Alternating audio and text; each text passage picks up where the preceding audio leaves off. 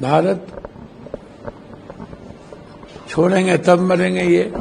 ये जिस तरीके से ये बीज बो चुके हैं, और चूंकि अमेरिका का किसी के साथ रिश्ता बहुत लंबा नहीं चलता है,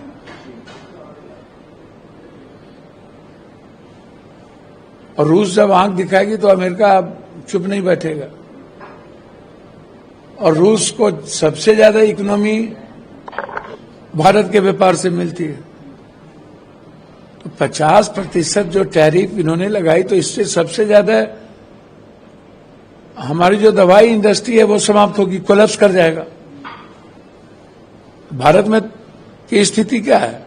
और इससे बेहतर है कि नरेंद्र मोदी जी निर्णय लें कि यहाँ की दवाई जो सप्लाई है अमेरिका के पास, जेनेटिक दवाई जो सबसे ज्यादा हमारे यहाँ सस्ती है, उसको बंद कर दे, और अमेरिका के एम्बेसी को बुला करके बोले। तो ना आप एम्बेसी को बुलाते हो और लगातार ये मेरी इकोनॉमी पर हमला करता जा रहा है, और उनको पता है कि नरेंद्र मोदी कुछ नहीं कर सकते। इसलिए नहीं कर सकते कि अदानी की पूरी गर्दन अमेरिका के हाथ में है।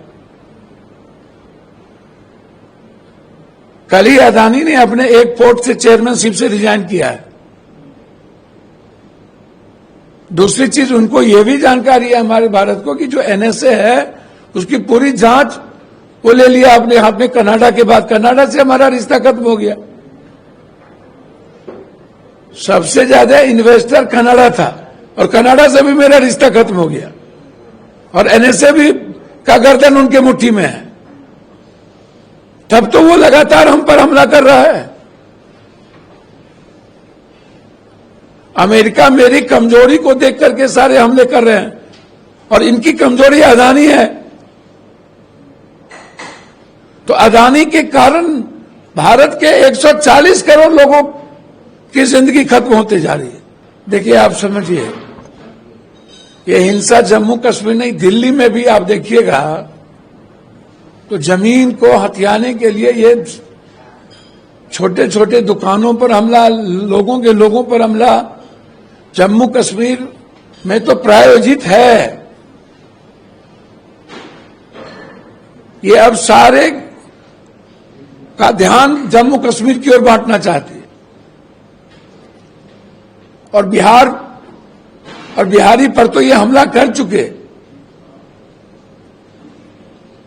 एक महीने के अंदर 22 लाख लोग मर गए, 35 लाख मिसिंग हो गई, 8 लाख को डबल नाम हो गए। ये सैटेलाइट से पता कर लिए, टर्की से सैटेलाइट लाए थे। जो मर गया उसका नाम वोटर लिस्ट में है, जो जिंदा है उसका नाम वोटर लिस्ट से कट गया है। तो इसको तो रिजाइन करना चाहिए, और चुनाव आयोग के खिलाफ तो एक बड़े युद्ध की जरूरत है। ये अधिकार पर और नस्ल पर हमला है। लगातार वो हमारे अधिकार को छीनता जा रहा है। नहीं तो वहां एक इंटरनेशनल मीटिंग है, अब चीन जा रहे हो, तो चीन तो 65 ही नहीं, 65 के पहले से लेकर के आज तक सबसे बड़ा भारत का दुश्मन ही चीन है।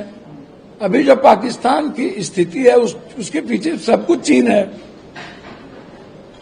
और चीन हमेशा भारत को आंख दिखाती है। भारत का स्वाभाविक दोस्त कभी चीन हो ही नहीं सकता। नेपाल है, बांग्लादेश है, श्रीलंका है, पाकिस्तान है, जो उनके मुट्ठी में रहता है उसको दोस्त बनाएगा। आपको दोस्त कैसे बनने देगा, या ताकतवर वो कैसे होने देगा? सवाल ही नहीं उठता। तो प्रधानमंत्री हैं, जाएं, लेकिन अपनी जमीन की बात करें, और पाकिस्तान को सपोर्ट क्यों किया उनकी बात करें, उठाए मुद्दों को। क्या आपने गलत किया है?